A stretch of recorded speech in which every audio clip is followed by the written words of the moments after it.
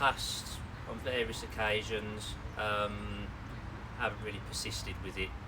Because it's a very dry golf course, the club like to define themselves on that, so free draining, so they feel like, you know, the greens may be a bit wet, but once they drain, they're ready to go again, which they are, to be fair. But there are occasions like this weather we're having now.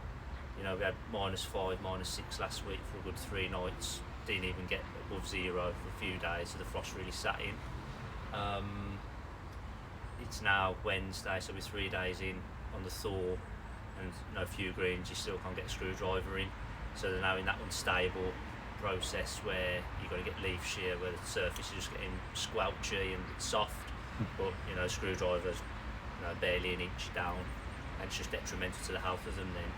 So unfortunately with that, you know, the golf course is closed because we don't have temporary greens, a temporary green policy, so to speak. It's a tough one really. Like I say, because once the rain does ease off and the water levels do drop, they are good to go. They do drain that fast. It's just when you might have a leaf frost or you've had wet weather and a bit of a cold snap and you just think they need a rest. You can't do that.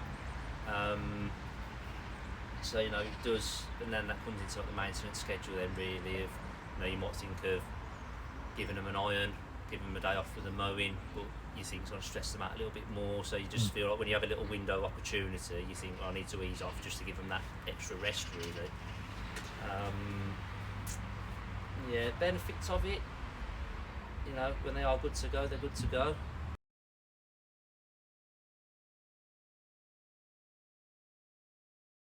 They pay a lot of money and we all appreciate that in our game. But sometimes as, you know, as professionals, you want to, we've all got a sense of preservation, you know, we like to show off what we've got and showcase it the best we can, but there's sometimes when you just got to go, hang on a minute, we need to protect it a little bit now. You know, touch on the free draining, you know, locally a lot of other golf clubs are clay based, so when other places are shut and we're open, we get extra golf as well as our, you know, general members, so we probably over golfed to a degree, especially in periods where the weather is, you know, hurting. Yeah, like I say, because of our climate we seem to be getting now, you know, we're getting milder, wetter autumns, winter's the same, you know, we get the little cold snap which we've just had, but now it's 10 degrees today, it's rapid. So I think, you know, a lot of things we get lost on, it's site specific as well. You know, some places like your clay base, you know, they take a little bit longer, but those golf courses might be presented a bit better because they've had a good rest, whereas with us, you know, get extra golf, you can't get out there as often as you want, so some areas might, you know, get badly damaged on certain walk areas and pinch points in between greens and tees, and you know, especially on a small acreage as well. You know, a lot of people know Stourbridge is a, you know, long yardage on a small acreage, so you know, there's crossover holes and joint tees and stuff like that, so it is, you know, traffic management is part of that as well. I do, you know, especially like now, like, you know, the greens are thawing out like we've touched on, but you know, from A to B the course is okay, so if you had a temporary green out there for the, you know, the ladies and gents who'd like to go out there just to have a, you know, a chin wagon or just keep fit, they've got something to play to. When I'm out there, you know, I think this time of year as well, like that, you're not really benefiting from high level golf because of just the weather anyway, so you know, I think you're just out and about and just, you know, like I say, getting out there, I think they'll be more than happy. And it's something we'll touch on because obviously, you know, 5 months is a short amount of time, and I'm just experiencing this for myself for the first time anyway. Compared to my previous places of work, you know, they had temporary greens, and because that was a policy, you know, throughout the summer we'd maintain them, so you know, frequently close mowing, top dressing, tying in, stuff like that, so you know, a lot of them were just on the approaches anyway, so you know, they were just really manicured approaches and they rolled just as good anyway, and people don't really take notice really, they're just out there enjoying the golf and they've got something to play to. So been Stourbridge's head greenkeeper now for 5 months, joined from Drayton Park Golf Club where I was deputy course manager there for 2.5 years. I was at Moor Hall previous to that for a good 5 to 6 years. Had a brief spell at Handsworth as well as deputy, So I've gained a lot of experience working at other golf, which I think is good as well. You work with a wide range of people, personalities, skill sets, and working with different bosses as well. You learn a lot of good things, different management ways of managing turf, people, golf side, the clubhouse side. So you get to learn a lot of tools. And then originally started greenkeeping at Hagley, where it's just up the road from here.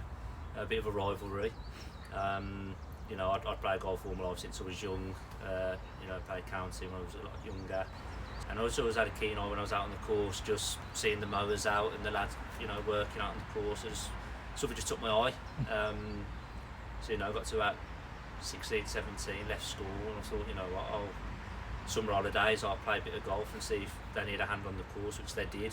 And just snowballed from there, really. So, it was nice to work on the golf course you played at as a kid, really. It's the background in greenkeeping, really. I was quite lucky with my college as well, because I had a lot of good tutors at Rod Baston. Kevin McAdams used to be at the Balfour. He helped me through my level 3, which was great as well, because as well as just what you do, he was just there to help along and extra tuition, really. So I've been lucky. Definitely, because it's a passion, and you've got to have a certain mantra about you. It's everything you do will have a positive or negative results. Obviously we want the positive ones. And I think if you've got an interest in the game and or nature or horticulture in that sense, then you're gonna give a little bit more. It's not for the faint-hearted at times. We get extreme weather, we get extreme heat, rain, cold, all that. So it's not for the faint-hearted. But if you love the game of golf and a passion for turf, then you're onto a winner. And on the recruitment side, as we know, it is tough to find greenkeepers. But I also think it's not advertised right. It's not, if I hadn't played golf, I don't think I'd know about greenkeeping, because it's not something you're subject to. You don't see it on flyers, you don't see it on college flyers, buses. You don't see it. I think the closest people get to is if they watch golf, they might see some people in the background doing something, or if they watch the football, they might see them going up and down after a game, but they don't really know, because they're just not subject to it. So there is a big, there's a big space out there to try and recruit, not even young people, people at different ages. It's strenuous in places, but relatively, we've got all the machines in the world now to help us do, to help present it. So I think that's definitely needs. And you say to somebody you're a greenkeeper, oh, you cut grass, and like everybody watching this now, be like, and it does, because you're far from, you're an agronomist, you're a mechanic, you're a greenkeeper, you're everything, you're a man manager. There's so much that goes on, and a lot of it you just do without thinking. I say me and 4 lads underneath at the moment. We're hoping to get somebody else in the future. They've been great. They've been really receptive of some of the the new ways of work. Just fresh set of eyes, fresh skill set, really. And they've been brilliant, to be fair to them. I can't knock them at all.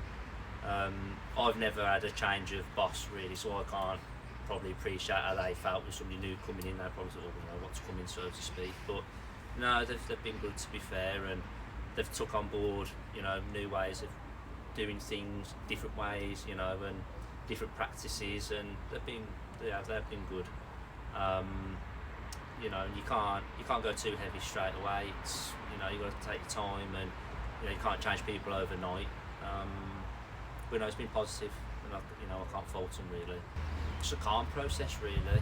You figure you got to work out people's personalities, build relationships for one. We were short staffed for a period of time throughout the end of summer into autumn.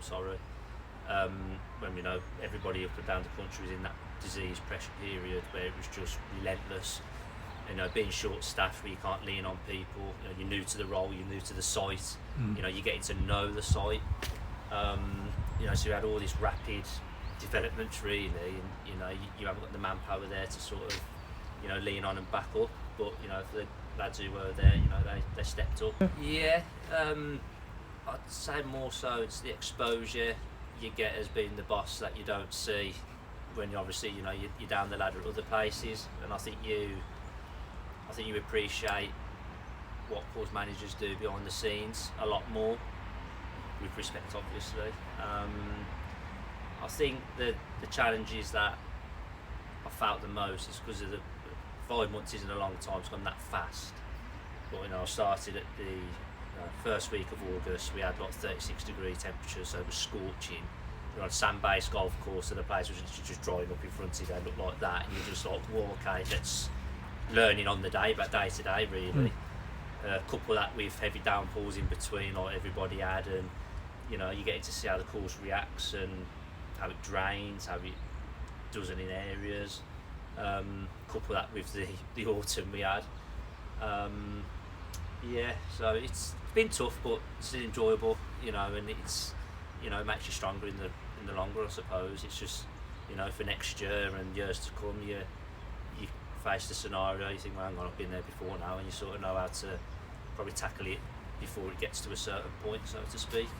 You know, that's saying we're all human, I suppose, and it's all, you're learning, you know, every day's a school day. Just keep striving to get better and better. You know, put Stourbridge on the map. You know, transform it where I can, and future-proof really. You know, I don't want to say, you know, give myself 5 years, 6, 7 years. You just don't know what life holds really.